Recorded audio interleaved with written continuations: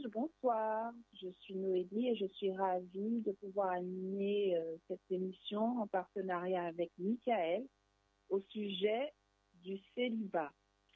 Qu'est-ce qui peut se cacher derrière ton célibat? Voilà le thème de ce soir. Mais avant tout, je voudrais chanter et prier pour commencer ce moment. Alors, je vous invite à chanter avec moi le numéro 27. On vient tout d'abord de rendre gloire à Dieu.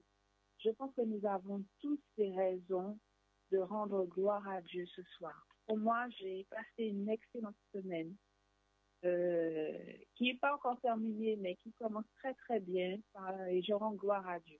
Je vous invite à chanter avec moi le numéro 27. Adorons le roi glorieux. Acceptons sa loi qui nous rend heureux. Son regard nous garde, son amour nous suit. Son œil nous regarde le jour et la nuit. Racontant en cœur les dons qu'il nous fit. Un puissant sauveur et son Saint-Esprit, maître du tonnerre et des ouragans, c'est un tendre père pour tous ses enfants. Ses divines lois règlent l'univers, sa puissante voix apaise les nerfs. Il est notre maître, notre défenseur. En Christ, il veut être notre rédempteur. Ses compassions dépassent encore l'océan, les mots et les astres d'or. Chantons ses louanges, un pécheur acheté. Et comme les anges, disons ses bontés. Oh oui, comme les anges se tiennent devant l'agneau et redisent sans cesse, Saint, Saint, Saint, Saint. Redisons sans cesse les bontés et bénissons sans cesse l'Éternel, car il est digne de louange. Oui, j'espère que, chers auditeurs, vous avez eu une occasion pour laquelle vous souhaitez bénir et remercier Dieu. Même le fait d'être avec nous ce soir, de pouvoir nous écouter, le fait de pouvoir entendre, déjà c'est une bénédiction de l'Éternel. Le fait de pouvoir respirer, c'est une bénédiction de l'Éternel. Chaque moment de notre vie, où nous pouvons nous tourner vers lui, où nous avons une occasion de pouvoir avancer avec lui, c'est une source de bénédiction. Je voudrais partager un texte avec vous, un texte qui m'a beaucoup marqué. C'est le psaume 68. Nous allons lire les versets 6 à 8 et par la suite les versets 20 à 25. Psaume 68, versets 6 à 8. Le Père des orphelins, le défenseur des veuves, c'est Dieu dans sa demeure sainte. Dieu donne une famille à ceux qui étaient abandonnés. Il délivre les captifs et les rend heureux. Les rebelles seuls habitent dans les lieux arides. Ô Dieu, quand tu sortis à la tête de ton peuple, quand tu marchais dans le désert. Alors, verset 20, béni soit le Seigneur chaque jour. Quand on nous accable, Dieu nous délivre. Dieu est pour nous le Dieu des délivrances. Et l'Éternel, le Seigneur, peut nous garantir de la mort. Oui, Dieu brisera la tête de ses ennemis, le sommet de la tête de ceux qui vivent dans le péché. L'Éternel dit, je les ramènerai des bassins, je les ramènerai du fond de la mer, afin que tu plonges ton pied dans le sang et que la langue de tes chiens ait la part des ennemis. Il voit ta marche, ô Dieu, la marche de mon Dieu, de mon roi dans le sanctuaire. Chers auditeurs, j'espère que vous avez compris à la lecture de ces quelques versets. Le psaume 68 est un psaume merveilleux. Je vous invite à le lire en entier. Mais ces passages-là sont tellement appropriés à la discussion que nous aurons ce soir. Vous voyez comment Dieu est à la fois puissant et miséricordieux. Beaucoup de personnes dans ce monde ont de la puissance et ils utilisent leur puissance pour dominer, pour mépriser, pour asservir, pour terroriser les autres. Mais celui qui a toute la puissance de l'univers, son seul but, c'est de nous faire du bien, de nous guérir, de nous bénir. N'est-ce pas merveilleux ce soir de s'en rendre compte que la personne la plus importante dans l'univers et à la fois la personne la meilleure de l'univers? N'est-il pas merveilleux de savoir que nous avons un Dieu saint, miséricordieux et bon? Pour moi, c'est exceptionnel de le savoir. Souvent, les difficultés que nous traversons nous empêchent de voir cette réalité. Nous pensons que nous avons affaire à un Dieu absent, ou s'il n'est pas malveillant, au moins il est distant. Ou s'il n'est pas vraiment distant, ben, il est fâché. On a toutes sortes d'idées. De la même façon qu'on peut avoir peur d'une personne qui a du pouvoir dans la vie réelle et qu'un homme qui a du pouvoir, on peut des fois le craindre. Ses mauvaises humeurs, ses caractères changeants, on essaie de l'influencer. Dieu n'est pas ainsi. Dieu nous voit tel que nous sommes. Dieu ne se préoccupe pas de notre statut ou bien de ce qu'on pourrait lui apporter. Il n'a pas besoin qu'on le flatte. Mais Dieu est grand, c'est vrai. Il est puissant. Il est miséricordieux et il est juste. Il n'a pas égard des personnes. Dans le monde dans lequel nous vivons, les personnes s'associent par idées, par bénéfices, par toutes sortes de choses. Et on peut le voir, bientôt on le verra bientôt dans la période où nous serons, que les personnes, des fois, traitent des alliances par intérêt. Et plus on est puissant, plus on s'associe avec des personnes puissantes. Dieu n'est pas ainsi. Il est là pour les orphelins, pour les veuves, pour les gens démunis. De la boue, il relève l'indigent. Dieu est ainsi. Alors ce soir, si tu te sens faible, si tu te sens abattu, sache que l'Éternel, la personne la plus importante dans l'univers, est là pour toi. Il a donné son Fils unique afin que toi, tu puisses venir à lui. Il n'y a pas de barrière entre lui et toi. Cette barrière, elle a été brisée à la croix. Et par le sang de Jésus, tu es apte de bénéficier de cette puissance. Tu n'es pas faible, tu n'es pas limité. Tu as Dieu le Père avec toi en Jésus. Alors, je vais prier et nous allons commencer notre discussion. Éternel, Dieu de notre salut, nous te remercions et nous venons devant toi au nom de Jésus. Et nous te demandons d'ouvrir notre intelligence à la connaissance que tu vas nous dispenser à travers Michael ce soir. Permets que nous puissions comprendre, que nous puissions accepter ta parole, juger nos cœurs et changer nos vies en fonction de ce que nous allons recevoir. Permets que ta parole puisse porter des fruits dans notre âme. Ce sont les grâces que nous te demandons ce soir. Dans le nom de Jésus, j'ai prié. Amen. Je laisse la parole à Michael. Merci Noélie. Merci Noélie. Bonsoir, chers auditeurs, auditrices de la Radio Toisange. Je suis contente d'être avec vous pour notre émission sur la famille, pour les couples et les célibataires. C'est une émission que nous organisons 2 fois dans le mois, chaque premier mercredi et chaque 3e mercredi. Je suis Michael, pour ceux qui ne me connaissent pas, ceux qui ont déjà l'habitude d'écouter ma voix. Ceux qui n'ont pas l'habitude, donc je m'appelle Michael. Je suis accompagnatrice conjugale familiale. Je suis aussi éducatrice de jeunes enfants et je suis en 2e année de conseiller conjugal familial. Je suis aussi thérapeute de couple. Voilà. cette émission, le Seigneur nous a mis ça dans le cœur pour pouvoir aider ceux qui ont des problèmes de couple ou ceux qui traversent des moments difficiles. Mais ce soir, c'est une émission qui est dédiée aux célibataires. La fois dernière, nous avons parlé de la famille. Je laisse la parole à Michael. Oui, Noélie. Noélie, je suis déjà connectée, si je suis là. Je ne sais pas si tu m'entends, mais je suis là. Noélie, c'est bon? Allô? Oui, oui, je t'entends très bien.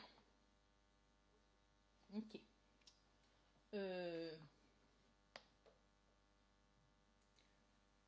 Voilà, excusez-moi.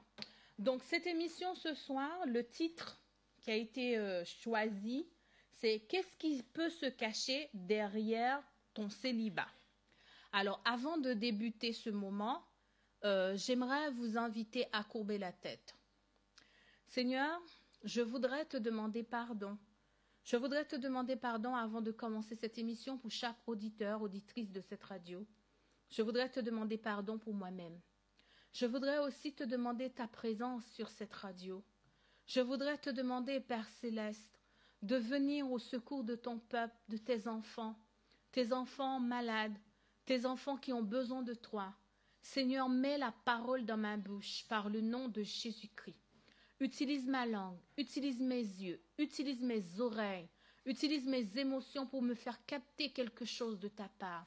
Utilise mon être entier pour pouvoir parler à ton peuple, tes enfants. Ce soir, nous traitons un problème, le problème du célibat. Alors ouvre les oreilles spirituelles de ton peuple. Ouvre le cœur de ton peuple.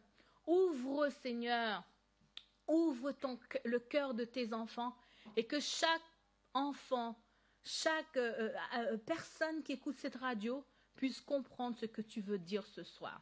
Je n'ai pas le langage facile, Seigneur. Moïse ne savait pas parler, il avait du mal. Tu lui avais donné Aaron. Moi aussi, j'ai un Aaron dans le ciel. Envoie-moi un ange afin que ma langue, afin que je puisse parler comme tu le veux, Seigneur. Dans le nom de Jésus-Christ, Fils du Dieu très haut. Amen. Alors, ce soir, le titre de de ce moment, de ce partage s'appelle « Qu'est-ce qui peut se cacher derrière ton célibat ?» Il faut savoir que c'est un sujet que j'ai à cœur. J'avais ce sujet à cœur de traiter depuis un bon moment, mais je ne savais pas comment amener la chose et je n'étais pas inspirée non plus. Et j'avais dit à Dieu, quand ce sera le bon moment, tu vas m'inspirer et comme ça, on pourra parler au cœur de tes enfants. Je reçois beaucoup d'appels, des gens qui sont désespérés, découragés, fatigués, des gens qui prient, ça fait 2 ans, 3 ans, 4 ans, qui n'ont pas de réponse par rapport à leur sujet de prière, des jeunes filles, des personnes de 25, de 23, de 30 ans, de 40 ans, et qui sont dans la salle d'attente et qui se posent même la question, et qui se posent la question en se demandant « Mais quel est le plan de Dieu pour moi? Est-ce que Dieu veut mon bonheur ?» Ça fait 1 année, 2 années que je prie. Alors ce soir, j'aimerais plutôt encourager ces personnes à ne pas lâcher, mais au contraire de continuer à faire confiance à Jésus, Jésus seul, Jésus crucifié, Jésus qui nous a donné la victoire. Alors, qu'est-ce qui peut se cacher derrière le célibat? Il faut savoir que le célibat, il peut se cacher. Alors, je ne suis pas spécialiste du 2, mais je suis en train de partager quelque chose avec vous. Il y a 2 types de célibat. Il y a un célibat qui est un don de Dieu, c'est Dieu qui donne ce don. Il faut dire que quand Dieu donne un don, qu'est-ce que c'est? Un don, c'est quelque chose qu'on a reçu de Dieu. Un don, c'est quelque chose qu'on aime faire. Un don, c'est quelque chose qu'on a le plaisir. C'est pas quelque chose qui est forcé. C'est quelque chose qu'on a un plaisir à le faire. On se sent bien. Il y a des personnes qui vont dire mais moi je suis célibataire mais je me sens pas bien. Si tu te sens pas bien, c'est pas un don. Parce que quand Dieu donne un don, Dieu ne donne pas un don pour te faire du mal.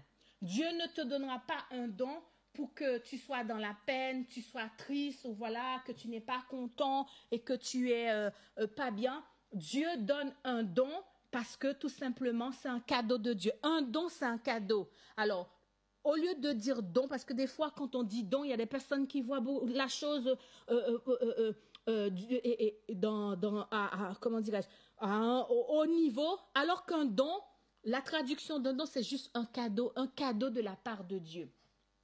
1 Corinthiens 7, à partir du verset 7, l'apôtre Paul dit « Je voudrais que tous les hommes fussent comme moi, mais chacun tient de Dieu un don particulier, l'une d'une manière, l'autre de l'autre. » L'apôtre Paul, il était joyeux, il était content, il était bien. Lui, qui n'avait pas de femme à ce moment où il a écrit 1 Corinthiens 7, le verset 7, lui, il était content, il n'était pas malheureux, le fait qu'il soit seul, le fait qu'il n'a pas de femme, il était joyeux, il était content. Donc, derrière ton célibat, si toi, tu es célibataire, tu es joyeux ou joyeuse, ça ne te dérange pas, au contraire, tu as du plaisir et que pour toi, c'est... Alors là, il faut se poser la question, peut-être que ton célibat, ça peut être un don que Dieu t'a donné. Tu ne sens pas le besoin de te marier, ça ne te dit rien du tout.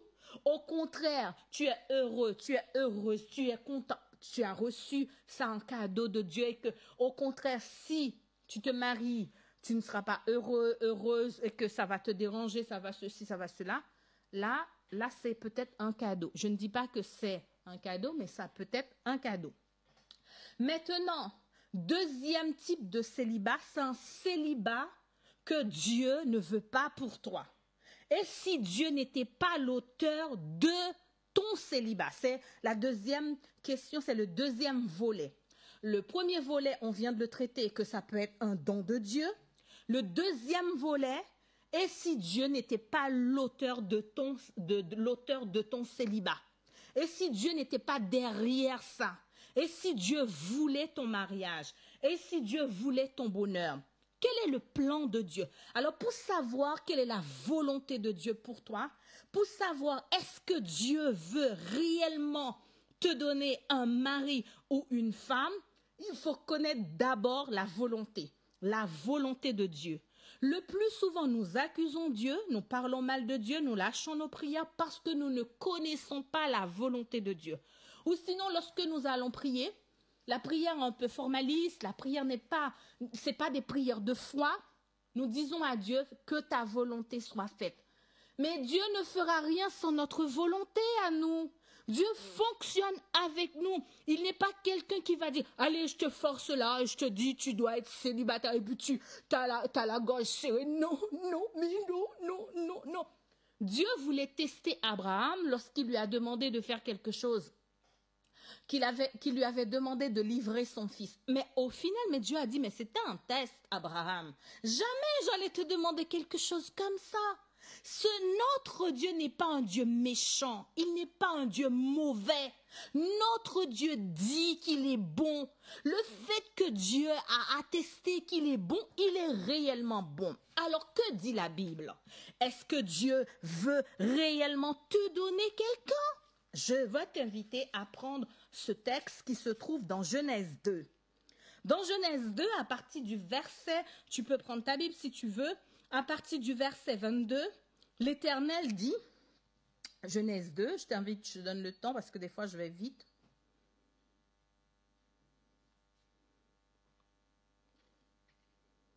Je te laisse le temps. Genèse 2 à partir du verset 18. On va commencer à partir du verset 18. On va faire le verset 18. On fera le verset 24. L'Éternel Dieu dit, « Il n'est pas bon que l'homme soit seul. Je lui ferai une aide semblable à lui. » Le verset 24. « C'est pourquoi l'homme quittera son père et sa mère et s'attachera à sa femme et ils deviendront une seule chair. » Avant de commencer à prier pour quoi que ce soit, il faut feuilleter la Bible pour voir quelle est la volonté de Dieu. Parce que des fois, nous banalisons les choses et nous déclarons que la volonté de Dieu soit faite, mais nous-mêmes, nous ne connaissons même pas la volonté de Dieu, alors que la volonté de Dieu, elle est décrite dans sa parole. Dieu déclare qu'il n'est pas bon que l'homme soit seul. Puisque Dieu a déclaré qu'il n'est pas bon que l'homme soit seul, eh bien, ça veut dire que la volonté de Dieu pour toi, c'est que tu trouves un mari, tu trouves une épouse, tu ne restes pas seul, dans ton coin. C'est ça la volonté de Dieu. La Bible dit encore que Dieu dit, je veux que vous, bien-aimés, je veux que tu sois prospère. La prospérité dans le mariage aussi, comme prospère l'état de ton âme. Ça veut dire quoi? Si tu as du succès dans le travail, tu as du succès à l'église, tu as du succès dans ton ministère, mais dans le mariage ou dans ton célibat, tu n'as pas de succès, tu ne rencontres pas d'hommes, tu ne rencontres pas de femmes, ça veut dire dans ce domaine-là, tu n'es pas prospère. Puisque tu n'es pas prospère, quand il n'y a pas la prospérité, c'est le contraire de la prospérité qui est là. Donc, maintenant, il faut pouvoir aller vers le Seigneur pour demander comment attaquer cette chose qui est derrière. Parce que Dieu a déclaré, la Bible déclare, je veux que tu prospères. La Bible dit, il n'est pas bon que l'homme soit seul. 2 points, 2 textes de la Bible. Il n'est pas bon que l'homme soit seul. Je veux que tu prospères, dit la parole de Dieu. Donc, si tu es seul, si tu ne supportes pas ton célibat, si tu n'arrives pas à trouver quelqu'un, pose-toi la question ce soir, est-ce que c'est la volonté de Dieu?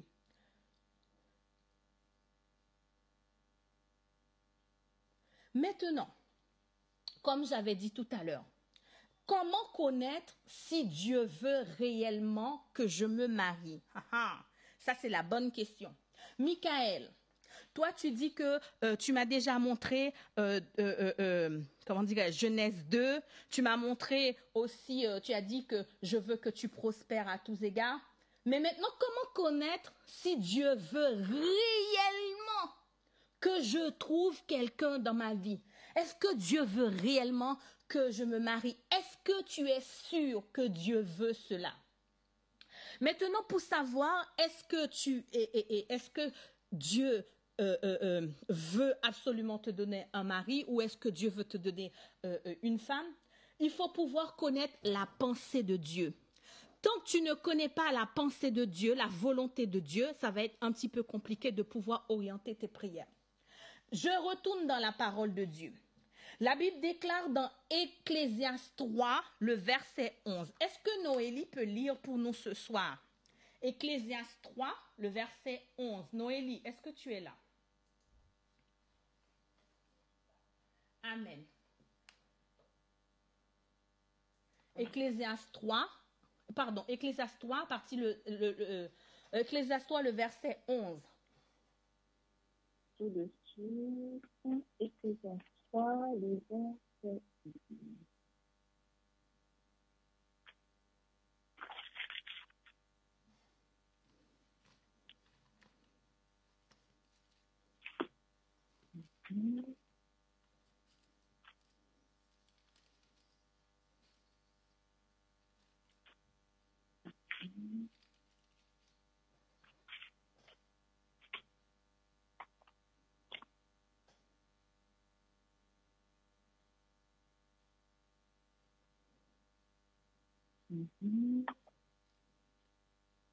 Alors, Ecclésiaste 3, verset 11. Il fait toutes choses bonnes en son sens, et il a mis dans leur cœur la pensée de l'éternité, bien que l'homme ne puisse pas saisir l'œuvre que Dieu fait du commencement jusqu'à la fin. Merci, ma sœur. Dieu a mis en nous, quoi? La pensée de l'éternité. Alors, pour savoir est-ce que Dieu veut que tu rencontres quelqu'un dans ta vie, il faut fouiller ta pensée. Parce que la Bible, dans Ecclésiaste 3, le verset 11, dit que Dieu a mis en nous la pensée de l'éternité. Si Dieu veut que tu trouves quelqu'un dans ta vie, Dieu mettra la pensée dans ta tête. C'est comme ça qu'il fonctionne. Des fois, on se dit, ah, mais j'ai une idée. L'idée, elle vient de qui? Ah, j'ai une pensée. Cette pensée, elle est de qui? Ah, j'ai réfléchi comme ça. Mais cette réflexion, elle est de qui? Il faut savoir que nous sommes composés de trois parties, corps, âme, esprit. Lorsque Dieu veut nous parler, il va utiliser notre esprit, en fait, pour pouvoir nous parler. L'esprit va obéir, le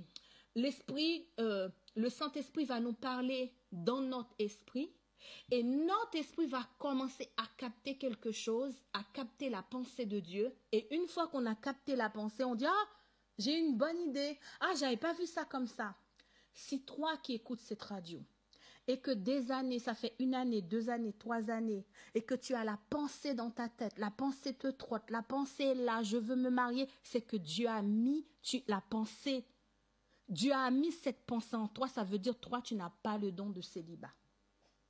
Toi, tu n'as pas le don de célibat, parce que les personnes qui ont le don de célibat n'ont pas cette pensée dans leur tête.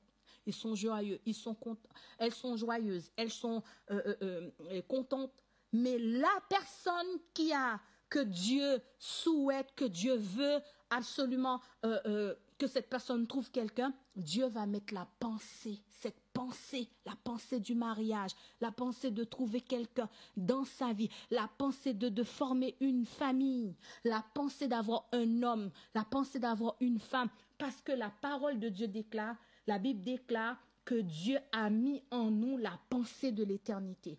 De la même manière que Dieu a mis en nous la pensée de l'éternité, Dieu va mettre la pensée en toi. Tu vas prier 1 année, 2 années, 3 années. Tu vois que tu as prié 1 année, 2 années, 3 années, 4 années, 5 années, 6 années, 7 années. Même si Dieu ne t'a pas encore, c'est pas que même si Dieu ne t'a pas encore répondu, c'est que tu n'as pas encore reçu ta réponse, mais la pensée, elle est encore là. T'as 20 ans, t'as 40 ans, t'as 50 ans, t'as 60 ans, t'as encore la même pensée. Ça veut dire quoi? Ça veut dire que Dieu a mis en toi cette pensée. Cette pensée, elle est là parce que Dieu a déclaré qu'il a mis en nous la pensée dans Ecclésiaste 3, le verset 11. Peut-être que tu me demanderas, il me faut un deuxième texte, Michael. S'il te faut un deuxième texte, je vais te demander d'aller dans Jérémie 31, le verset 33. Jérémie 31, le verset 33, je vais aller un petit peu plus vite. Jérémie 31, le verset 33. Dans Jérémie 31, le verset 33, il est écrit, je le dis rapidement, « Mais voici l'alliance que je ferai avec la maison d'Israël. En ces jours-là, dit l'Éternel, je mettrai ma loi au-dedans d'eux. Je l'écrirai dans leur cœur et je serai leur Dieu et ils seront mon peuple. » Écoute bien, je répète. Mais voici l'alliance que je ferai avec la maison d'Israël. Après ces jours-là, dit l'Éternel, je mettrai ma loi au-dedans d'eux. Ça veut dire quoi? Je mettrai ma volonté au-dedans d'elle. Je mettrai ma volonté au-dedans. C'est ce que dit, je mettrai ma volonté au-dedans d'eux. J'écrirai dans leur cœur et je serai leur Dieu. Si tu as déjà prié 1 année, 2 années, 3 années, 4 années, et que tu as encore cette pensée qui est là, qui te traverse, où j'aimerais bien me marier, ça me pèse, je veux un homme, je veux une femme, j'aimerais envie de fonder une famille, c'est que c'est Dieu qui a mis ça en toi. Alors maintenant, pour cette personne qui m'avait posé la question, comment connaître si Dieu veut réellement que je trouve mon homme?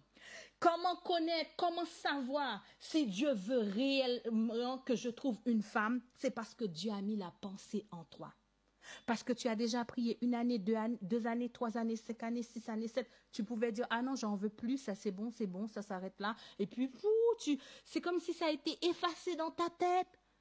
Mais puisque ça n'a pas été effacé dans ta tête, ça veut dire que Dieu a mis en toi cette pensée. Ça veut dire quoi? Dieu veut absolument Dieu veut te donner un mari.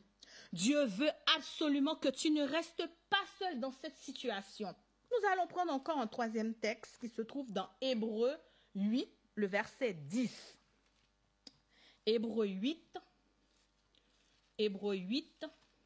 à partir du verset 10.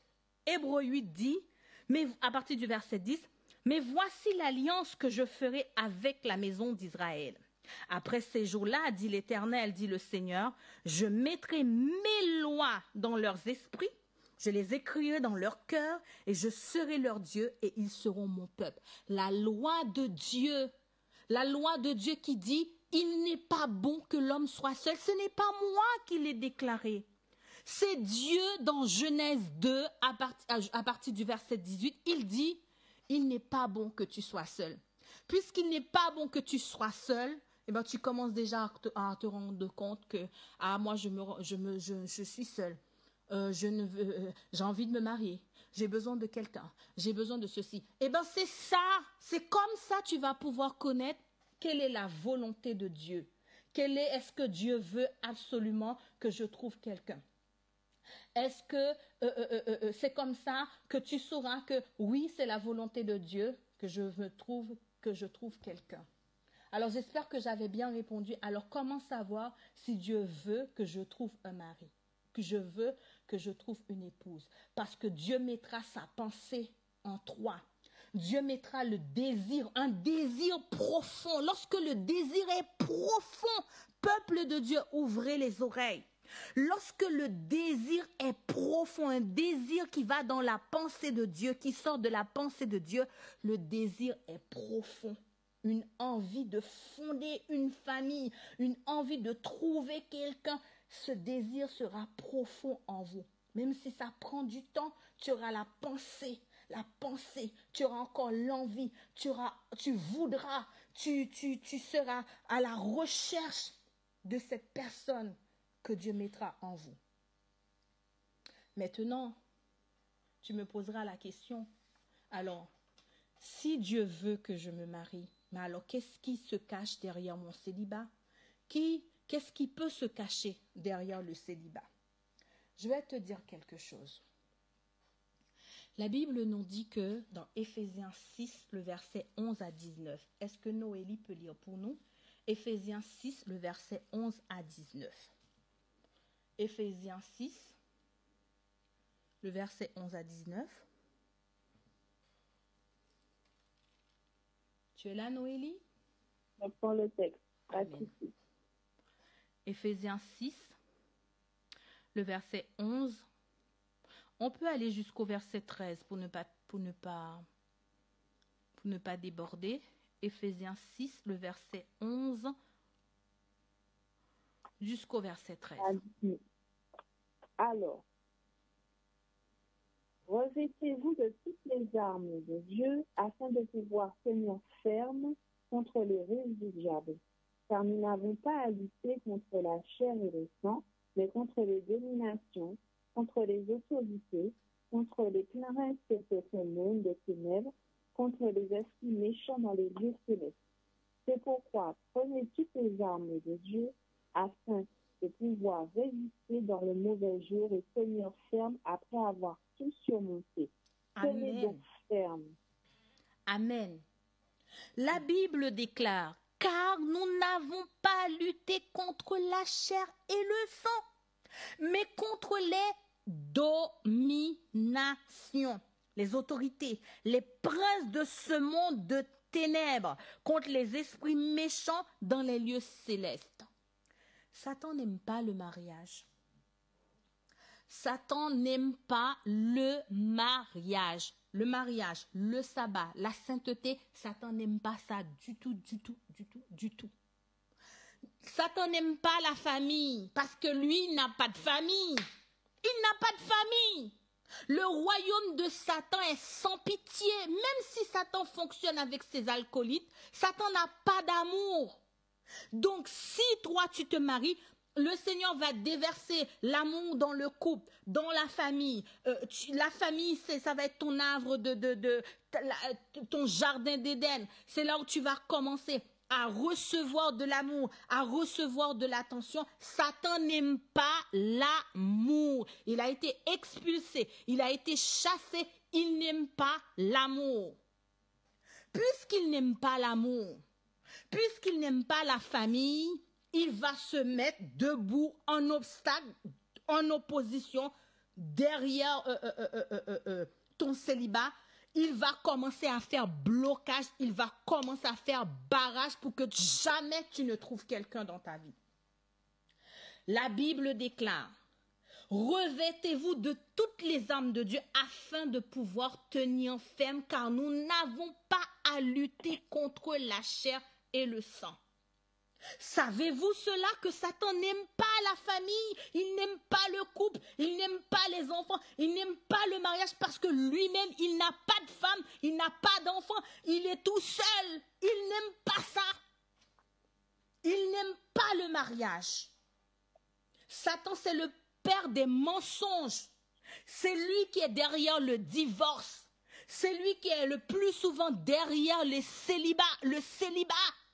Parce qu'il n'aime pas te voir en couple. Il ne veut pas que tu sois en couple. Il ne veut pas te voir. Il ne veut pas que tu trouves quelqu'un dans ta vie. Chers auditeurs, auditrices de cette radio, nous sommes en guerre et cette guerre est réelle. Ce n'est pas une blague.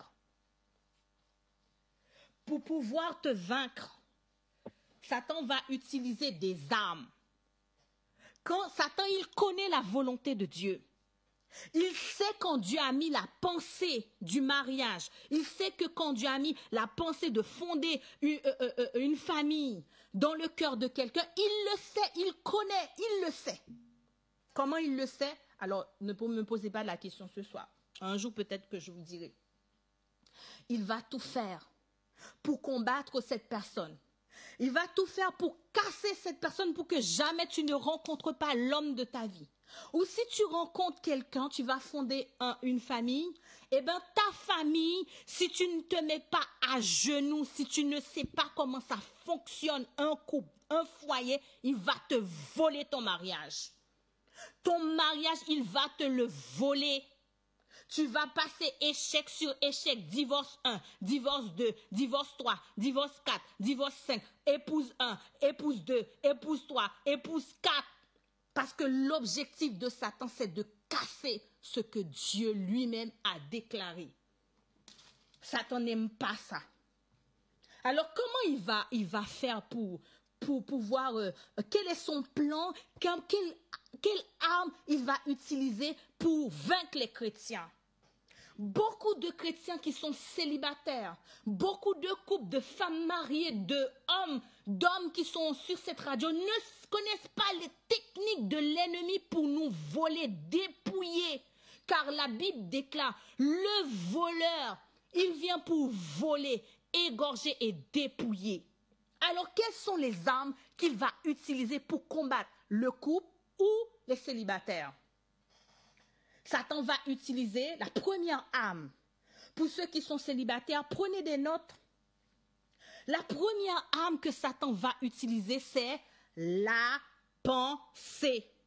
De la même manière que dans Ecclésiaste 3, à partir du verset 11, que Dieu a mis en nous la pensée de l'éternité, Dieu a mis en nous la pensée du mariage, Dieu a mis en nous la pensée de trouver un homme, Satan va commencer à agir au niveau de la pensée. La première guerre, elle s'est déroulée dans le ciel. Quand Satan a été précipité sur la terre, la guerre, elle continue au niveau de la pensée. La pensée. Il va tout faire pour combattre cette pensée qui est là, la pensée de trouver un homme. La pensée de fonder une famille, la pensée d'avoir quelqu'un dans ta vie, la pensée du divorce, la pensée de briser le couple. Il va tout faire, il va utiliser cette arme-là. Si tu es marié, tu écoutes cette radio, comment Satan va faire pour pouvoir combattre ta famille? Il va commencer à te suggérer des pensées. Mon mari, il n'est pas gentil. Mon mari, il est mauvais. Mon mari, il n'est pas ceci. Il n'est pas cela. Et tu vas commencer à ressasser mon mari. Du matin jusqu'au soir. Mon mari, mon mari, mon mari, mon mari, mon mari, mon mari, mon mari. Tu ne vas jamais t'interpeller pour dire que, ah, moi aussi, moi aussi, moi aussi, moi aussi, moi aussi. Je reçois des personnes en consultation, en entretien de couple. Le plus souvent, j'entends, mon mari m'a fait, mon mari a dit, ma femme a fait, ma femme a ceci. Mais c'est des défenses. Parce que si tu viens, tu commences à décrire, il m'a fait, il m'a dit, comme ça, je n'ai pas besoin de travailler sur toi, je vais travailler sur ton mari. C'est les techniques de l'ennemi. L'ennemi va utiliser l'autre, la projection sur l'autre. C'est toujours l'autre, et jamais toi. Et puisque c'est l'autre le problème, c'est l'autre la cible, c'est l'autre ceci, et bien petit à petit, il va commencer à glisser les pensées de divorce. Je ne veux plus. Et puis comme ça, une fois qu'il a commencé à te travailler dans la pensée, il va attaquer les émotions. La pensée va commencer à attaquer les émotions de colère, les émotions de tristesse, les émotions de déboire, les émotions de frustration. Et ça y est, il a remporté la victoire. Pour les célibataires, comment il va faire? C'est facile. Il va commencer tout de suite à parler comme il a fait dans le jardin d'Éden avec Ève. Dieu a-t-il réellement dit? Ça c'est sa technique. Dieu a-t-il un plan pour toi? Depuis le temps que tu pries, tu ne vois pas qu'il ne te répond pas? Dieu, la même chose qu'il fait dans le couple va projeter leur mal-être sur l'autre. Eh bien, toi, tu vas projeter ton mal-être, tu vas projeter cela sur Dieu. Tu auras la haine dans le cœur contre Dieu, le ressentiment, de la colère. Mais Michael, tu te rends compte, ça fait 1 année que je prie, Dieu ne répond pas. Tu te rends compte que Dieu, je t'ai déjà demandé. Tu te rends compte que j'ai déjà prié 3 fois. Ça veut dire que c'est la faute de Dieu. La première chose que Satan va faire, il va mettre dans ta pensée que c'est la faute de Dieu si tu ne trouves pas quelqu'un. Et puis on va commencer à prendre des textes. Seigneur, tu as dit. Seigneur, tu as ceci. Seigneur, tu as pas cela. Alors que non, c'est pas la foi qui parle. La foi ne dit, la foi s'accapare de la victoire. La foi dit, Seigneur, tu as dit, alors je reçois parce que tu l'as déclaré. Lorsque nous ne sommes plus dans la foi, nous sommes dans les pensées d'incrédulité, eh ben nous sommes dans l'accusation, eh ben ce sera la faute de Dieu. Parce que Dieu ne m'a pas donné. Dieu, ça fait 2 ans que je prie. Dieu, ça fait 1 année que je prie. Dieu, ça fait 20 ans que je prie. Dieu. Et on est aigri, on n'est pas bien. Moi, je vais te donner un exemple. Ça se trouve dans Daniel 10, le verset 12 à 14. Tu peux prendre des notes ou sinon, si tu veux écrire, Daniel 10, le verset 12 à 14. Alors, je n'aurai pas le temps de lire le texte parce que l'heure avance. Qu'est-ce qui s'est passé? Daniel avait une problématique. Il se rend compte qu'il avait besoin de prière. Il a déclaré un temps de prière pendant 21 jours. Il a fini ses 21 jours de prière. C'est le dernier jour de ces 21 jours, l'ange de l'Éternel est venu le voir pour lui dire, Daniel, bien-aimé de l'Éternel, dès que tu as commencé la prière, dès le premier jour, tu as commencé tes 21 jours, Dieu avait déjà entendu ta prière. Dieu avait déjà donné la réponse. Mais quoi? Oh là là! Noélie, s'il te plaît, est-ce que tu peux m'aider? Est-ce que tu peux prendre le texte? Parce que non, je ne peux pas continuer sans ne pas lire ce texte. Nous allons prendre Daniel. Ah non, ce texte est trop fort. Daniel 10, le verset 12 à 14. Il me dit, Daniel, ne crains rien, car dès le premier jour où tu as eu à cœur de comprendre et de t'humilier devant ton Dieu, tes paroles ont été entendues. Et c'est à cause de tes paroles que je viens. Le chef du royaume de Perse m'a résisté 21 jours. Mais voici, Michaël, l'un des principaux chefs, est venu à mon secours. et je suis demeuré là auprès des rois de Perse. Ah, qu'est-ce qui s'est passé? Depuis que Daniel avait décidé de faire ses 21 jours de jeûne, depuis le premier jour, Dieu avait déjà répondu. Mais le problème, ce qui se passe, oh, cher auditeur, auditrice, si tu n'as pas les yeux spirituels, tu ne peux pas combattre ton ennemi qui ne veut pas, ton ennemi qui ne souhaite pas te voir un jour dans une famille, ton ennemi qui n'a pas de famille lui-même, ton ennemi qui n'a pas de femme, n'a pas d'enfant, qui n'a pas de cœur, qui est sans amour, il va faire quoi? Il me dit, Daniel, ne crains rien, car dès le premier jour où tu as eu à cœur de comprendre, dès le premier jour, tu as eu à cœur d'avoir un homme dans ta vie. Dès le premier jour, tu as eu à cœur d'avoir une femme dans ta vie. Dès le premier jour, tu as eu à cœur de fonder une famille. Qu'est-ce que la parole de Dieu déclare? Dès le premier jour, tu as eu à cœur de comprendre et de t'humilier devant ton Dieu. Tes paroles ont été entendues et c'est à cause de tes paroles que je viens. Mais quoi? Le chef du royaume de Perse m'a résisté pendant 21 jours. Beaucoup de chrétiens ne connaissent pas ce que ça veut dire. C'est un texte capital. Le chef du royaume de Perse. Quel est le chef du royaume de Perse? Auditeur, auditrice, je vais vous livrer un secret. Chaque pays a un esprit mauvais, un chef de démon qui gouverne ce pays.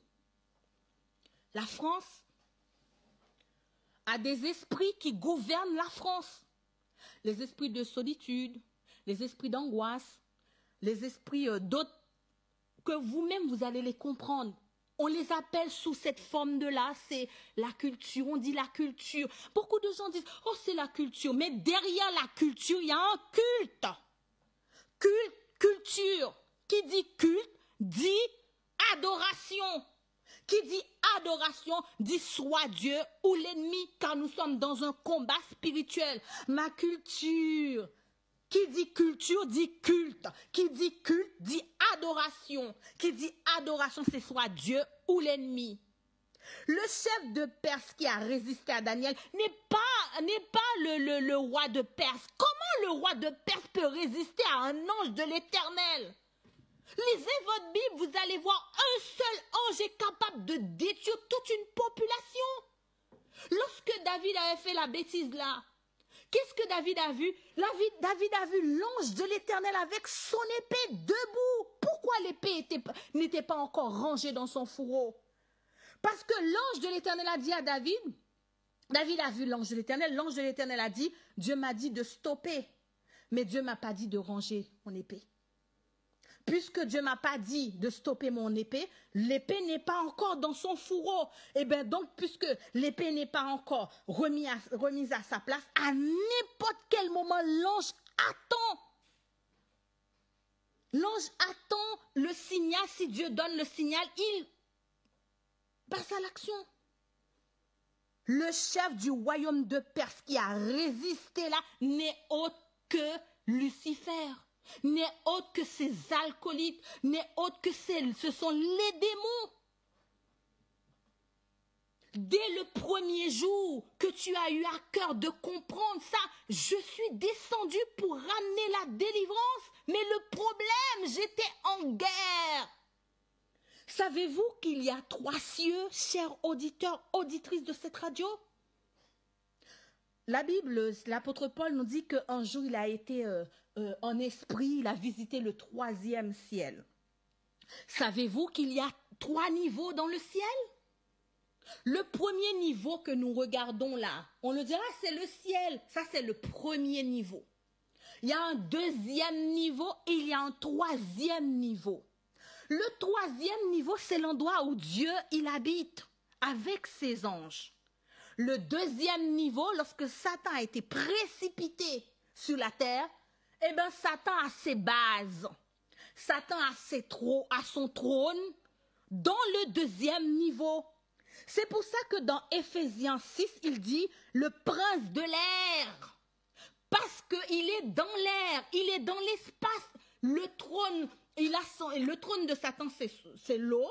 Mais dans les airs, dans le deuxième niveau, comme je vous ai dit qu'il y en a 3 niveaux dans le ciel, il habite au deuxième niveau. Il habite au deuxième niveau. Dieu est au 3e, lui il est au 2e, et nous avons cette couche que nous voyons là, que nous regardons et que nous disons ciel. Maintenant, qu'est-ce qui se passe? Lorsque nous prions, la prière va monter au premier niveau, le niveau que nous voyons là, que nous regardons et que nous disons c'est le ciel. La prière doit aussi passer au deuxième niveau.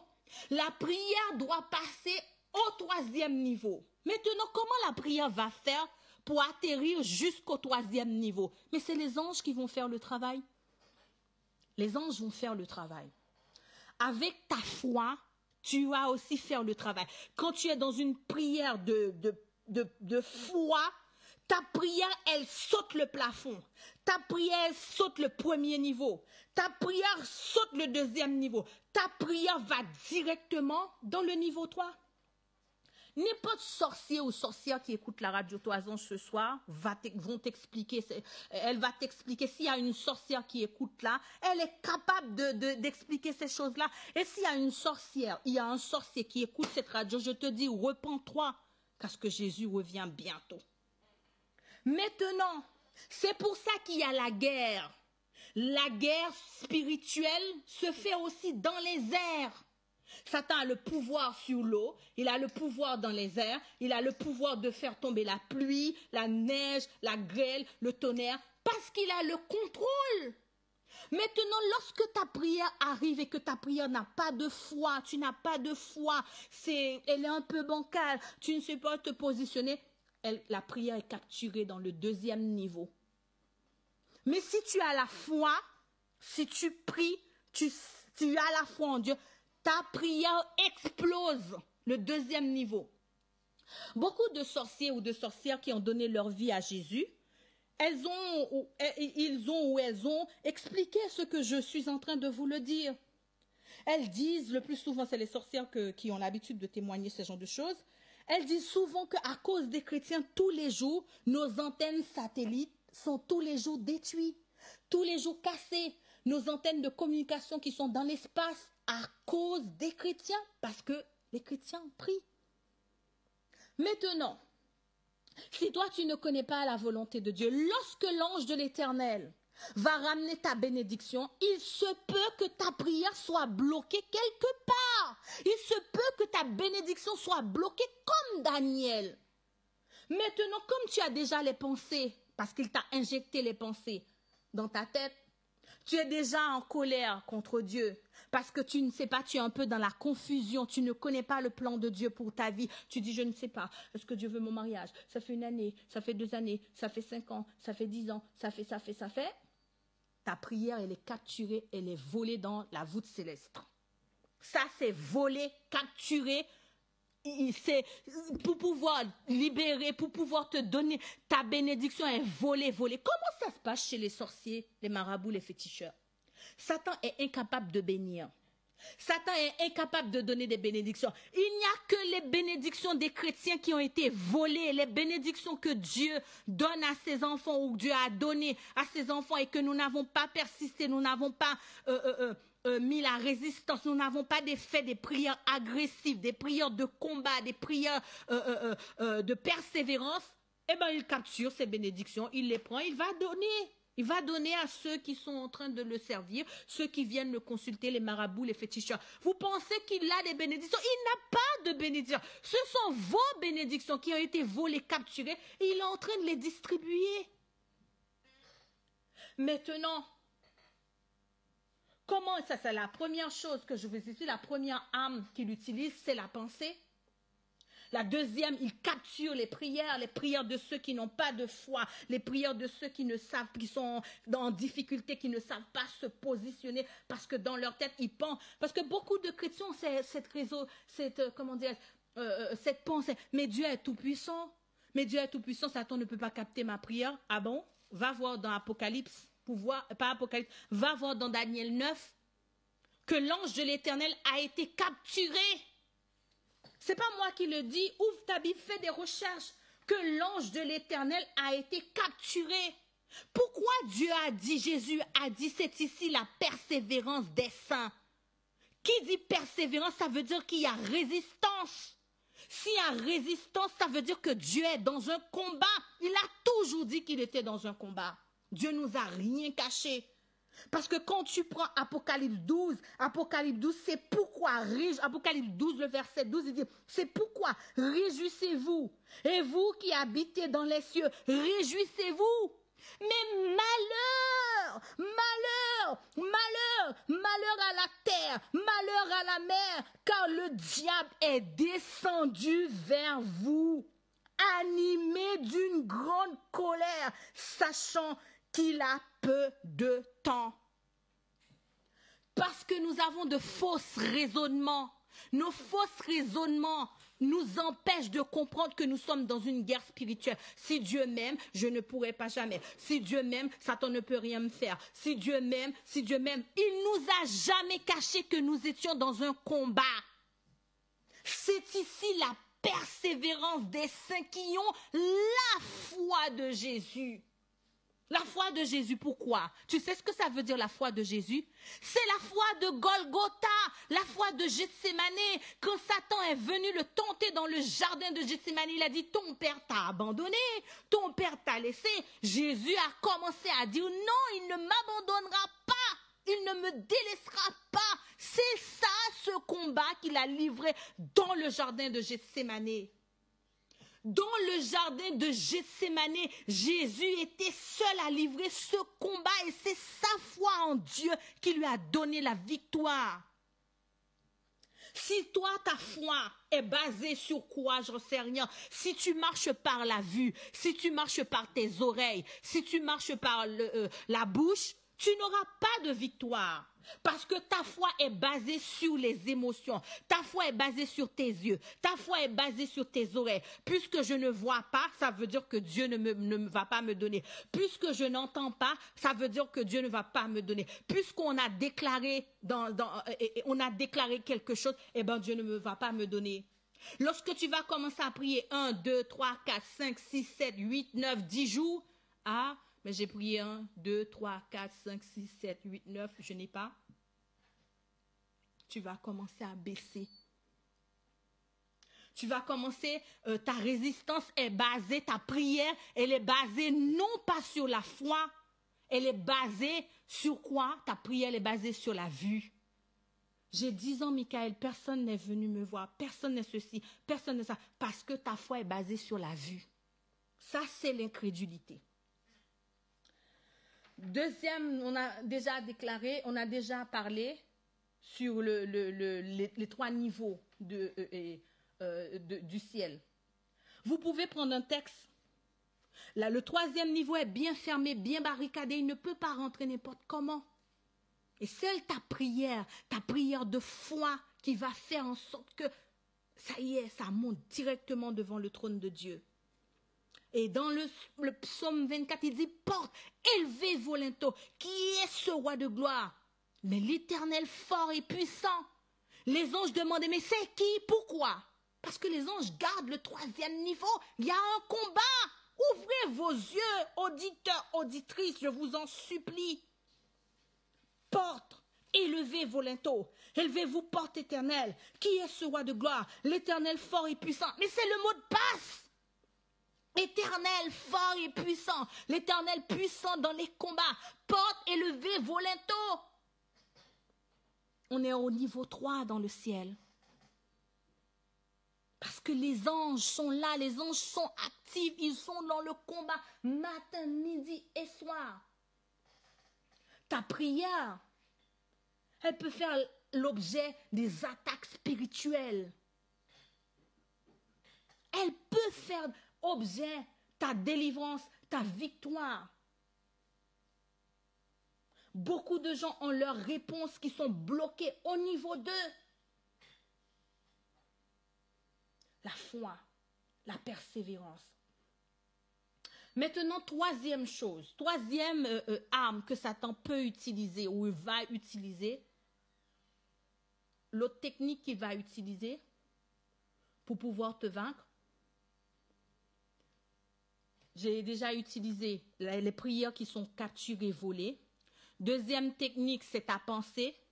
Troisième technique que Satan va utiliser, il va faire en sorte qu'il met un masque de vieillesse sur ton visage. Il met un masque que tu ne vois pas dans le spirituel. Personne. Si tu es une femme, les hommes si tu es une femme, les hommes ne te regardent pas du tout, du tout. Tu seras la bonne copine, mais jamais quelqu'un on va s'intéresser à toi. Non, tu es juste une bonne copine. Si tu es un homme, c'est la même chose, c'est pareil. Tu peux passer 1 année, 2 années là comme ça, personne ne te voit dans la rue. Si toi qui écoutes cette radio et que tu es dans ce cas-là, ça veut dire quoi? Ça veut dire que tu subis des attaques démoniaques.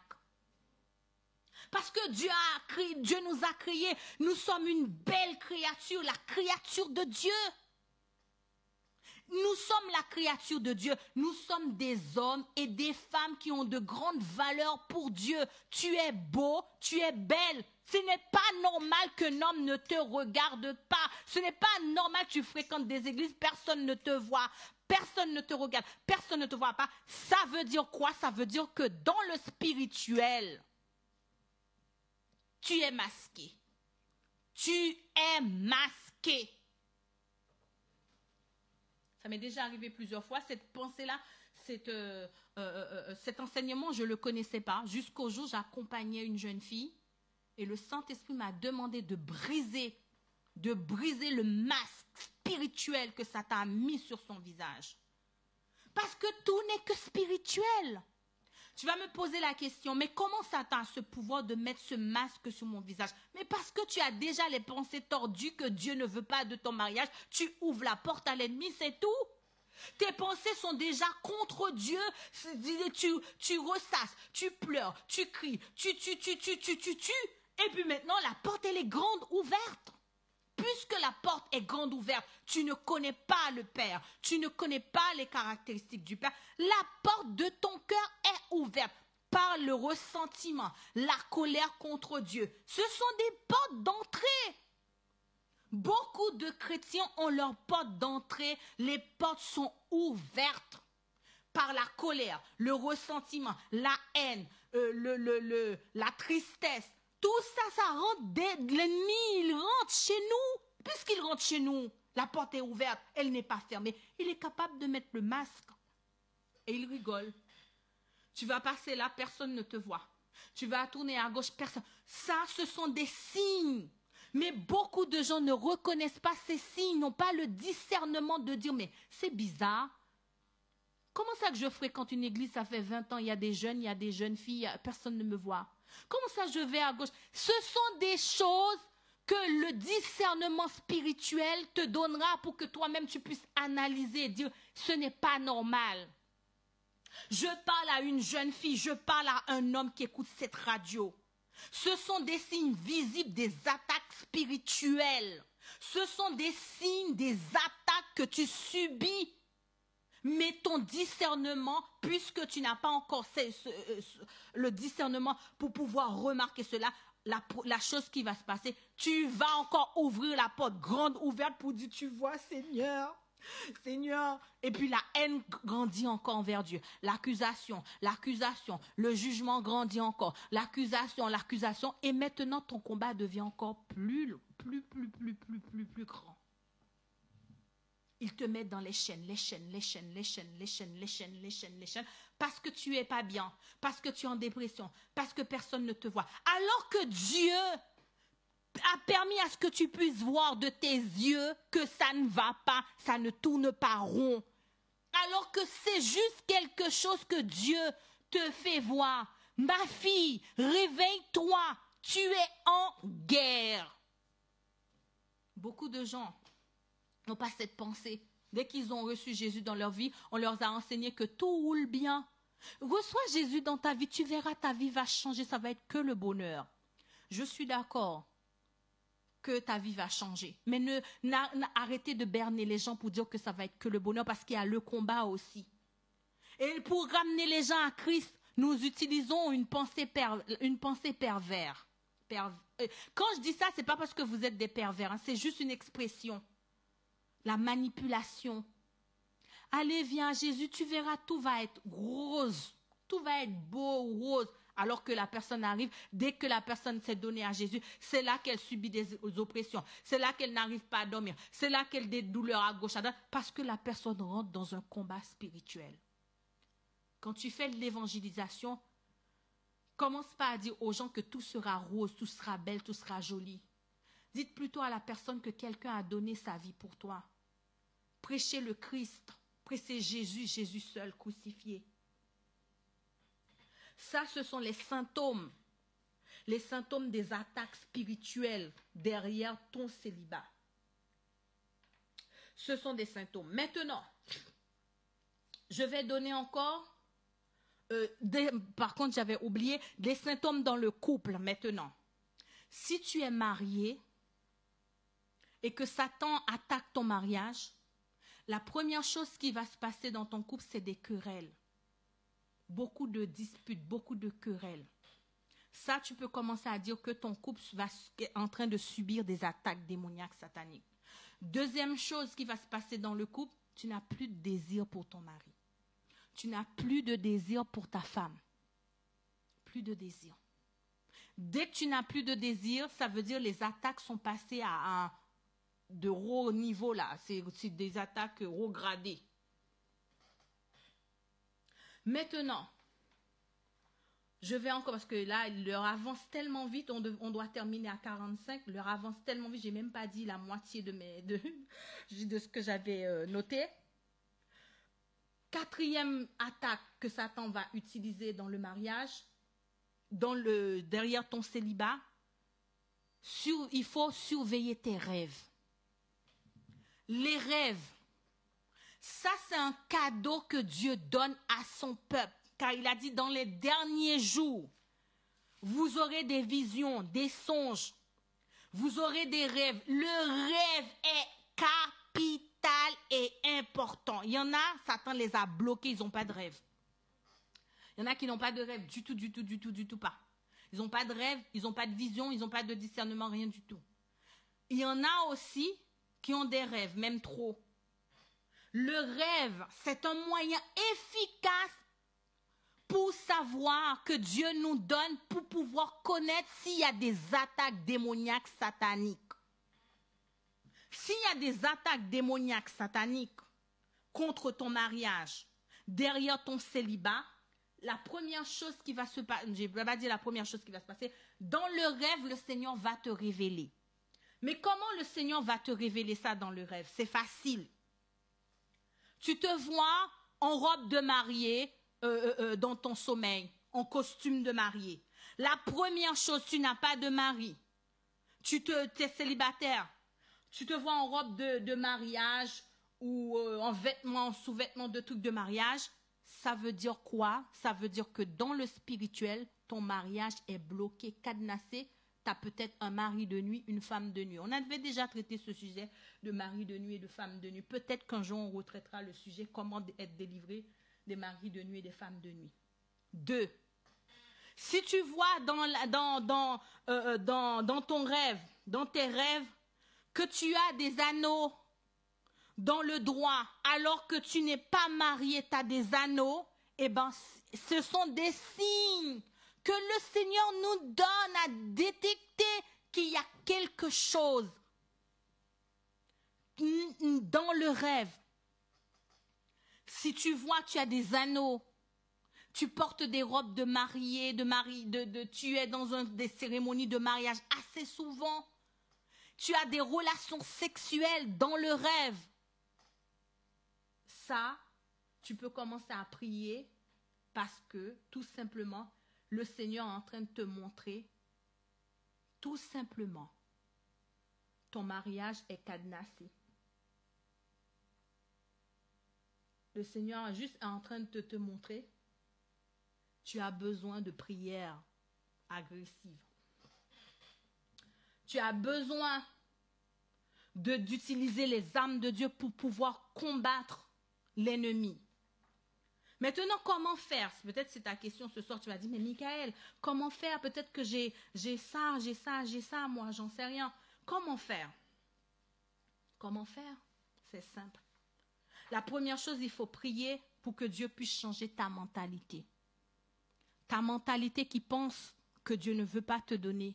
Ta mentalité qui pense que Dieu, ça fait des années que tu pries, Dieu ne te répond pas. Je vais te dire quelque chose. Naaman a prié 7 fois, n'est-ce pas? La première fois, si Naaman avait lâché prise, eh bien, Dieu n'allait pas lui donner la victoire parce qu'on lui avait dit 7 fois. Moi, j'avais un problème dans ma vie, plusieurs fois. Hein. J'ai des soucis dans ma vie. Le Seigneur me dit, ton problème là, tu auras la victoire, mais pas tout de suite. Il faut persévérer dans la prière parce que derrière ton problème, c'est des légions d'attaques. Les anges vont combattre, tu vas prier, mais c'est ta persévérance. Parce que si tu lâches l'affaire, les anges lâchent aussi le combat. C'est nos prières, c'est la prière qui active le ciel. La prière fait bouger le ciel et les anges sont dépêchés, les anges sont envoyés pour pouvoir aller dans la bataille. À chaque fois que nous prions, nous donnons la force aux anges. À chaque fois que nous sommes dans la foi, dans le combat, les anges sont aussi dans le combat. Une fois que nous baissons les âmes, les anges baissent aussi. C'est pareil. Daniel a prié pendant les 21 jours. Pendant les 21 jours, l'ange a combattu. Daniel baisse les bras, c'est fini. Satan déclare qu'il gagne le combat sur toi. Et c'est pour cela, des fois, au lieu, il y a des comment dirais-je, il y a des Canaans. On devait passer ces Canaans, comme dit le texte là. Israël devait aller en Canaan, il devait passer 40 jours dans le désert. Mais à cause des pensées d'incrédulité d'Israël, Israël est resté 40 ans dans le désert. Parce que le peuple n'était pas prêt. Le peuple ne pouvait pas aller dans cette bataille comme ça.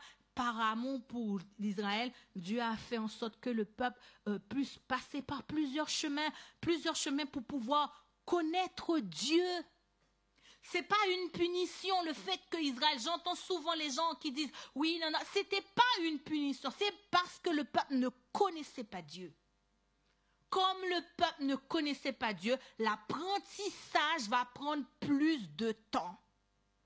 Comme l'apprentissage va prendre plus de temps, eh bien Dieu est un bon pédagogue. Il ne nous blesse pas, il ne nous brusque pas. Il sait que ce n'est pas encore prêt, on n'est pas encore prêt, mais il va utiliser des chemins. Allez, vas-y, vas-y, va t'encourager. Allez, vas-y, jusqu'à ce que tu arrives à remporter la victoire.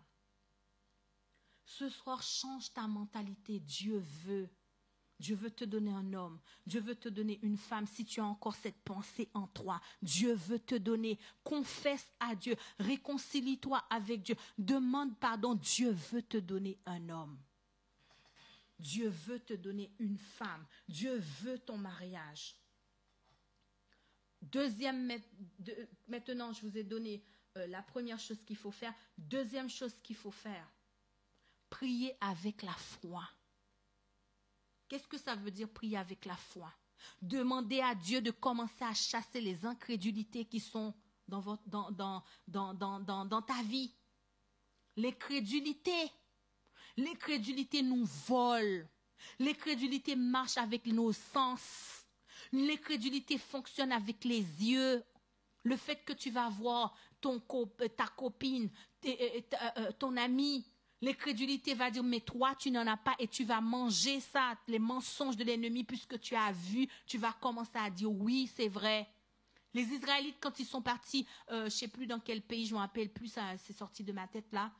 Qu'est-ce qu'ils ont dit? Oh, nous avons vu des géants, les enfants d'Anak, nous les avons vus, c'est des géants. Leur incrédulité s'est manifestée à travers la vue. Puisqu'ils ont vu, ils ont eu peur. Seigneur, j'ai 20 ans, j'ai 21 ans, l'âge commence à augmenter, l'âge commence à ceci. L'âge n'a pas, pour Dieu, l'âge n'a pas d'importance. Sarah n'avait plus ses règles. Sarah, son corps, son système, comment ça s'appelle, le système hormonal ne fonctionnait plus. Qu'est-ce que Dieu a dit? Dieu a dit enfant, et puis c'est enfant. Et puis, même si tu as 20 ans, 40 ans, Dieu a dit, je te redonnerai les années dans Joël 3. Je te donnerai les années que le Jékel, les années que le Jékel a volé. Je te le redonnerai. C'est cette promesse que Dieu te redonnera, ce qui a été volé. Replace ta foi. Replace ta foi lorsque l'ennemi viendra parler contre Dieu pour que la puissance du Saint-Esprit puisse le brouter dehors. Recadre ta foi. Recadre ta foi. La foi. Ta foi. Ta persévérance, ton endurance. Cette année, au lieu de dire aux gens bonne année, disons aux gens plutôt bonne persévérance. Au lieu de dire aux gens bonne année en Jésus, bonne victoire, bonne persévérance, bonne résistance. Au nom de Jésus. Troisième chose, si tu as des maris de nuit, si tu le vois en robe de mariée, tu vois des alliances, tu vois que tu couches toujours, tu as des relations sexuelles en rêve, tu as besoin de prières de combat. Tu as besoin de prières de combat. Si ça fait 1 année, 2 années, 3 années, 4 années, 5 années, 6 années, et que tu pries, tu demandes à Dieu un homme, et que tu vois que ça tarde, ça prend plus de temps, change tes prières. Ça veut dire que ce n'est plus la prière de louange, ce n'est plus la prière d'action de grâce. Non, c'est des prières de combat. Parce que tu es dans une bataille. Puisque tu es dans une bataille, toi aussi commence à combattre. Commence à déclarer. Satan, ce que tu m'as volé, tu vas redonner. Parce que ce n'est pas Dieu qui fait en sorte que tu restes 3 ans, 4 ans. Quand Adam a vu qu'il n'avait pas trouvé son Ève, tout de suite, il a manifesté son truc devant Dieu. Tout de suite, Dieu a répondu à sa prière. Quand la prière prend du temps, ça veut dire quoi? Ça veut dire il y a une guerre qui est derrière. Beaucoup de gens ne savent pas ça. Quand la prière persiste, quand la prière est retardée, quand la demande n'est pas exaucée tout de suite, ou la demande prend du temps, c'est qu'il y a obstacle. Obstacle, ça peut être ta foi. Obstacle parce que Dieu veut te montrer quelque chose. Obstacle ou parce que ta prière est capturée. Obstacle parce que peut-être Dieu te prépare pour quelque chose que tu ne sais pas. Et toi, persévère. Persévère à déclarer sur ta vie, je ne mourrai pas, je vivrai. Persévère à déclarer que je ne resterai pas seul, j'aurai quelqu'un. Mettez-vous en groupe, trouvez des amis qui ont les mêmes problématiques. Regroupez-vous pour faire les mêmes prières, ciblez les prières. 1 fois, 2 fois, 3 fois, 4 fois. Ciblez vos prières, envoyez vos canaux spirituels dans les lieux célestes. Jésus a dit, je vous ai donné le pouvoir de marcher sur toute la puissance de l'ennemi et rien ne pourra vous nuire. Je vous ai donné le pouvoir. Luc 10, le verset 10. Allez, je vous ai donné le pouvoir. Brisez les chaînes de célibat. Il y a des personnes, Satan a mis des cadenas, des chaînes de célibat. Si ces chaînes ne sont pas brisées par des prières pour commencer à dire « Célibat, je ne suis pas marié avec toi, je réclame le divorce », tu vas faire des prières depuis l'année jusqu'à je ne sais pas comment, là tu n'auras jamais. Si tu es visité la nuit par des hommes, des femmes de nuit, des maris de nuit, tu vois des personnes dans un rêve qui viennent... Tu as des relations sexuelles dans le rêve, ce n'est pas pour rien. Quand Satan veut te voler, il va utiliser une technique bien rodée. Il va utiliser la relation sexuelle dans les rêves. Cette relation sexuelle que tu vas avoir dans les rêves, ça va être une relation sexuelle que toi-même, quand tu sors du rêve, tu dis « Waouh, qu'est-ce que c'était beau, qu'est-ce que c'était bien, j'aimerais bien rester dans mon rêve. » Attention, précaution, ça en vient de te voler là. c'est que l'ennemi vient de te voler. Quand il veut t'injecter des maladies, des poisons dans ton corps, il va utiliser le sexe pour pouvoir t'injecter. Parce que le bas, c'est une porte d'entrée, c'est une porte d'entrée, le petit trou là, c'est une porte d'entrée. Il veut faire rentrer un truc en toi. Il va utiliser ce système-là pour pouvoir t'injecter des maladies, injecter tes choses. Et il va venir sur la séduction. Les personnes qui ont des maris de nuit, des femmes de nuit n'ont plus de désir pour leur mari ou pour leur époux ou leur épouse. Et puis après ces genres de rêves-là, ça va être des disputes. Si tu as des relations sexuelles dans le rêve, ça va être compliqué pour que ton mari puisse te satisfaire. Ça va être compliqué pour que ta femme puisse te satisfaire parce que l'ennemi a déjà utilisé quelque chose sur toi. Et il va te mettre dans une emprise. Tu auras une emprise, quelque chose qui est là. Toi-même, tu peux même pratiquer cette sorte de masturbation parce qu'il va le faire, cette emprise. Si cette emprise n'est pas cassée, tu peux jeûner matin, midi et soir. Parce que s'il faut casser, il faut briser. Il faut envoyer le feu sur lui, le feu de Dieu.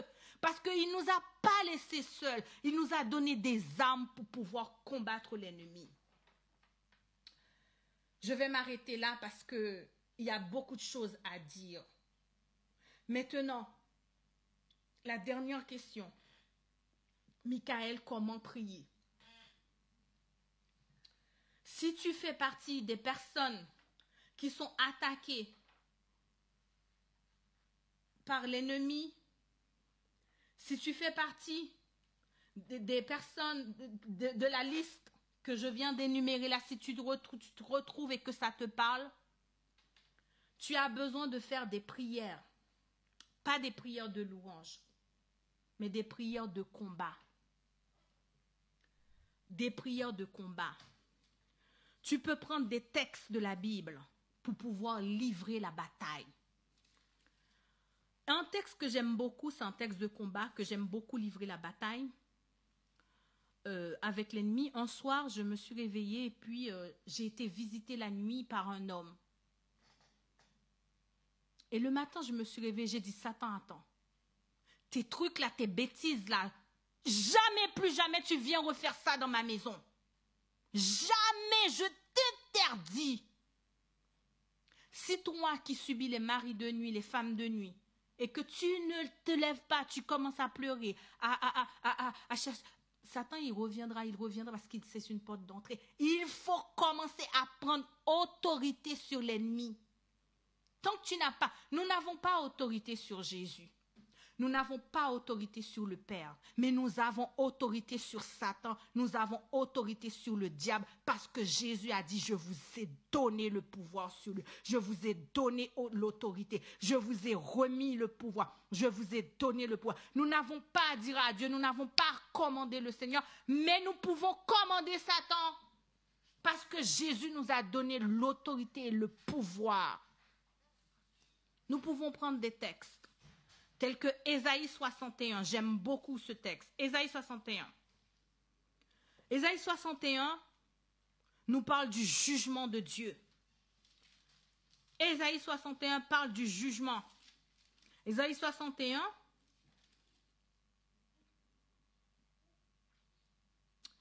Ésaïe 61. Est-ce que c'est Ésaïe 61 que j'ai noté? Non, c'est Ésaïe 65, pardonnez-moi. Ésaïe 65, à partir du verset 8, il dit, ainsi parle l'Éternel. Ésaïe 65. Ésaïe 65. Ésaïe 66, je me suis trompée. Ésaïe 66, le verset 15.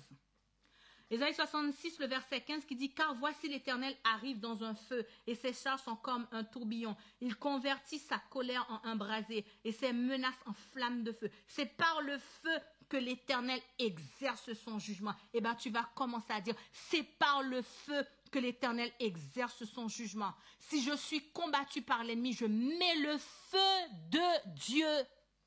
Regardez Apocalypse 12. Apocalypse 12 nous dit, c'est par le feu que l'Éternel va exercer le jugement. Toi aussi, tu dois déclarer le jugement de Dieu sur l'ennemi. Tu peux commencer à utiliser le feu de Dieu. Utilisez le feu de Dieu. C'est gratuit. Dieu ne sera pas fâché avec vous si vous utilisez son feu. Vous êtes enfant de Dieu. Je suis maman. Si mes enfants utilisent quelque chose chez moi, est-ce que je vais me fâcher? Le feu de Dieu est pour vous. Utilisez le feu.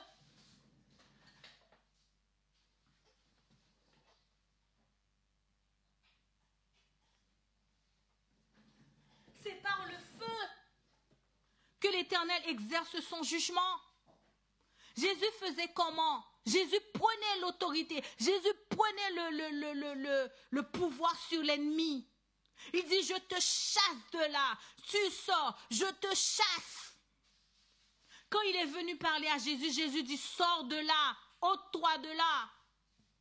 Tu vas commencer à déclarer dehors. Tu vas commencer à parler. Tu vas commencer à mettre des temps de prière parce que si ta situation, elle dure depuis des années, ça veut dire que tu n'auras pas, comment dirais-je, tu dois faire des prières à long terme. Tu peux déclarer, je vais faire 3 mois de prière. 3 mois de prière, c'est pas 3 mois. Seigneur, donne-moi un mari. Arrêtez ces gens de prière parce que la volonté de Dieu, c'est de te donner. Donc, ça veut dire qu'il y a quelque chose. Seigneur, je viens devant ton trône. Je réclame devant ton trône celui qui me bloque. Celui-là qui m'empêche de recevoir ce que tu as déclaré là.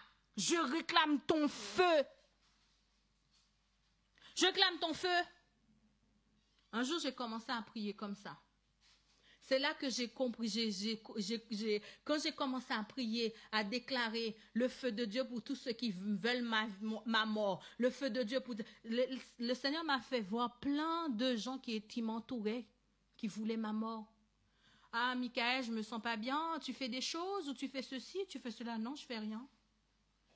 Hier soir, c'est après, je me suis rendu compte parce que hier soir, j'ai envoyé le feu sur toute chose qu'on fait dans le secret contre moi pour me détruire, pour me tuer. Je mets le feu. Et le lendemain matin, tu m'appelles pour me dire, tu veux, Michael, je comprends pas, non. Ah, d'accord, je comprends. Si tu vois que tu es en robe de mariage, au mariage, je ne sais plus comment on dit, tu vas me corriger après.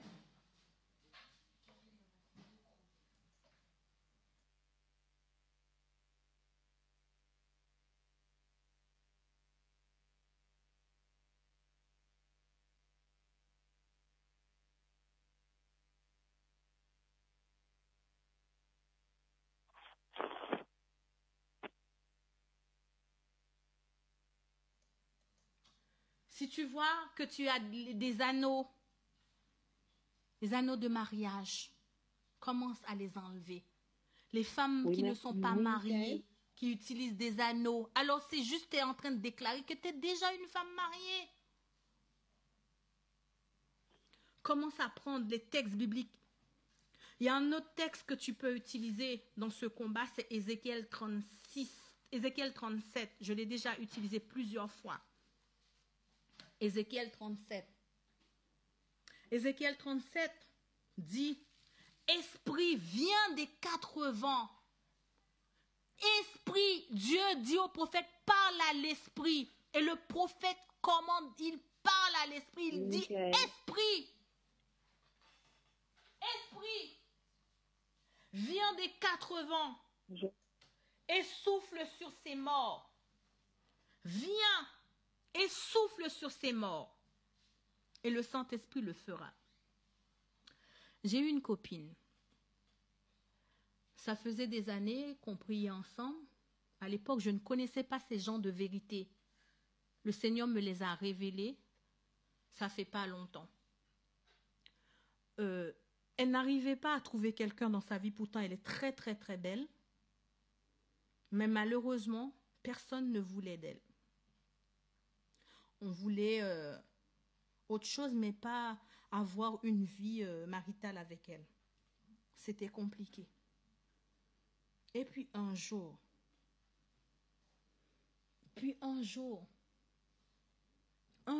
pendant qu'elle était en prière, le Seigneur lui a dit, je vais venir te délivrer. je vais venir te délivrer. Je viens te délivrer. Et cette personne a été délivrée. Parce que elle pensait que c'était Dieu qui était la faute de ce problème. Mais c'est le Seigneur qui a révélé, c'était pas moi, mon enfant. Ce n'était pas moi. Et elle a été délivrée. Toi aussi, tu ne veux pas être délivré? Tu ne veux pas remporter la victoire? Je vais prier. Quel que soit l'endroit où tu m'écoutes.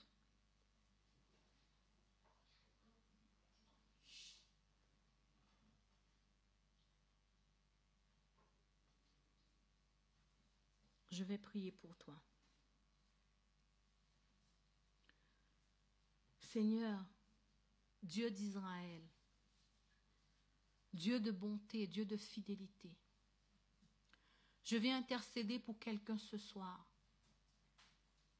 Quelqu'un qui te prie, ça fait des années.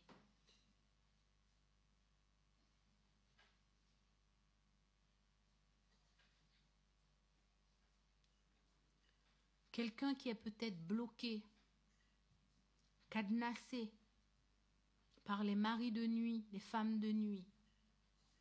Je te prie pour quelqu'un que ça fait 1 année, 2 années, 3 années, 4 années, 5 années, 6 années, qui est seul, se retrouve seul. Les autres ont déjà eu leur mari depuis, leur femme depuis.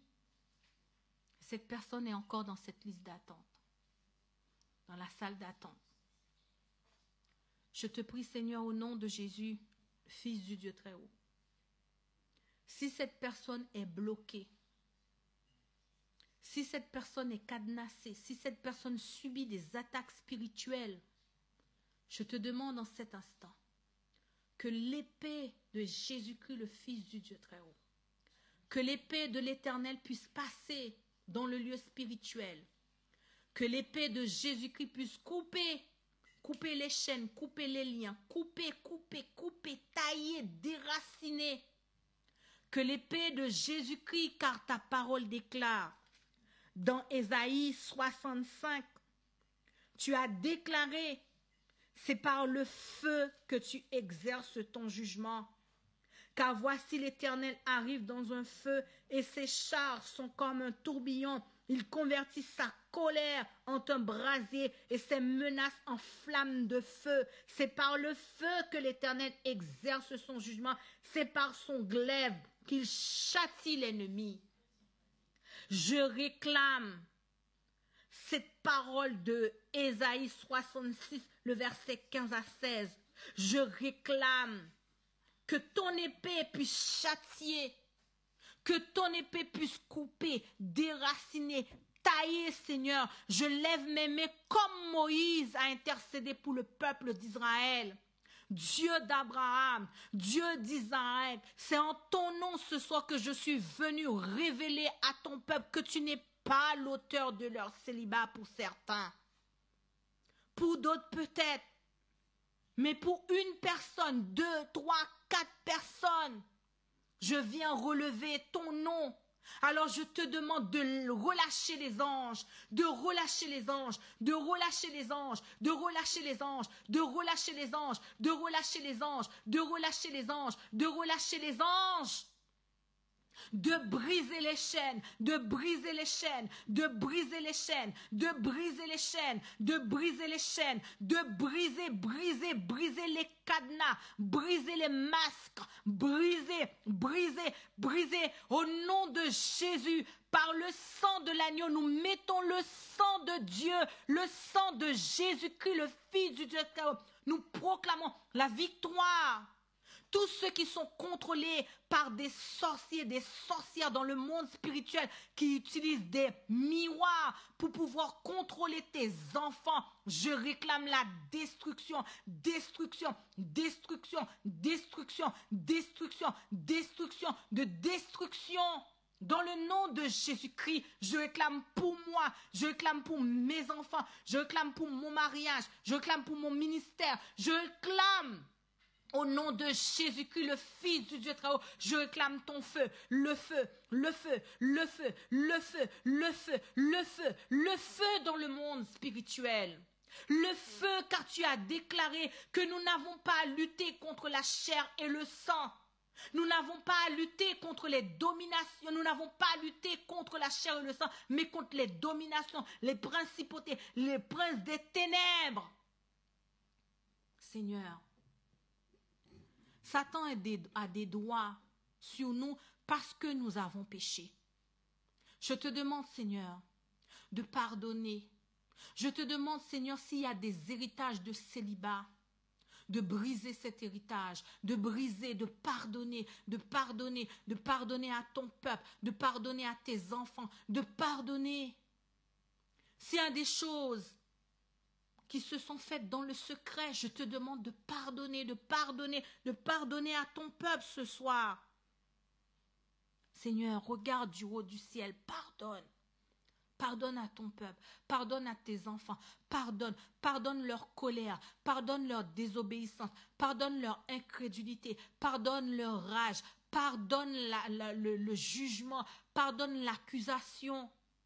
Et envoie le feu, envoie le feu, envoie le feu, envoie le feu, envoie le feu, envoie le feu, envoie le feu pour briser les contrats, pour briser les alliances, pour briser les pactes, pour briser les malédictions de célibat. Briser, briser, briser leurs chaînes, briser leurs cadenas, briser, briser, briser, briser, briser, briser, briser. Parce que tu nous as dit que je vous ai donné le pouvoir, le célibat. Dehors, dehors dans la vie des enfants de Dieu, dehors dans le cœur, dehors dans l'âme, dehors dans les pensées, dehors, sortez dans les familles, sortez, sortez, sortez dans les âmes, sortez. C'est à des personnes qui sont victimes de la sorcellerie aussi, Seigneur, au nom de Jésus, parce que nous savons que Satan utilise la sorcellerie pour maintenir les gens dans le célibat, dans le divorce. Au nom de Jésus, je clame la paix, la paix. La paix dans l'âme, la paix dans le cœur, la paix dans les pensées. Ceux qui sont en difficulté dans leur couple aussi, je réclame la paix, la paix, la paix, la paix. La paix, arrose-nous, arrose-nous, arrose-nous, arrose-nous, brise les chaînes, brise les chaînes, brise les chaînes, brise les liens, brise les chaînes, brise les liens, brise les chaînes, brise les liens, brise les chaînes, les chaînes, Seigneur, les chaînes, les chaînes, les chaînes, brise, brise, brise, brise les chaînes de célibat, brise les chaînes de célibat, brise les chaînes, brisez les chaînes, brisez les chaînes de divorce, brisez les chaînes de divorce, brisez les chaînes de divorce, et concilie les familles ce soir. Qu'un époux puisse entendre ce message et que l'époux va à la rencontre de sa femme, que l'épouse écoute ce message, que l'épouse pardonne et retourne dans sa famille, retourne dans son mariage, retournez par le nom de Jésus-Christ, le Fils du Dieu très haut. Seigneur, merci. Remplis-nous de toi, remplis-nous de toi, remplis-nous de l'agapé, remplis-nous de persévérance, remplis-nous d'endurance, remplis-nous au nom de Jésus-Christ, Fils du Dieu très haut. Amen. Amen.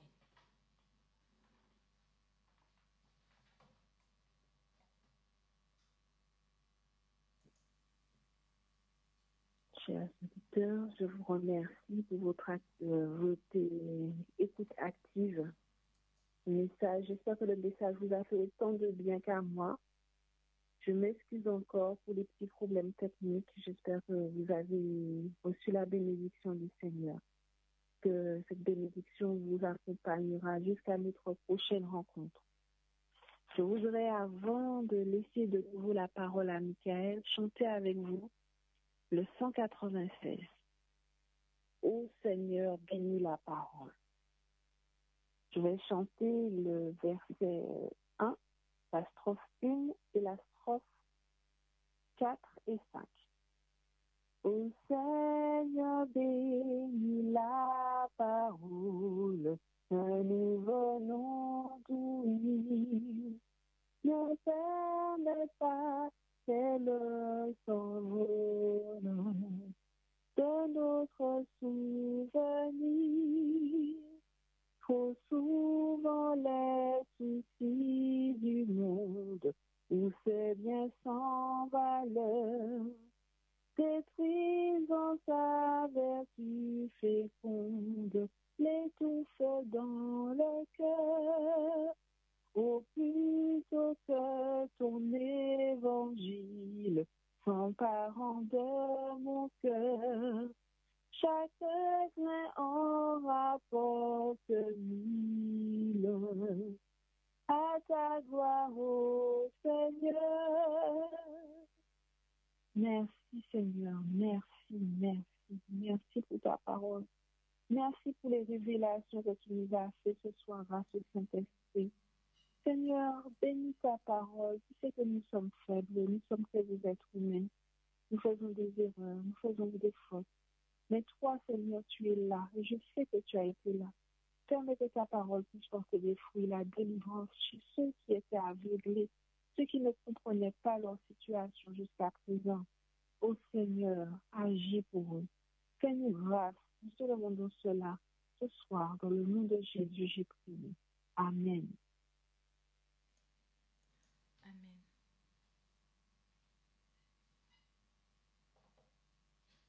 Je vous laisse avec Michael pour la suite.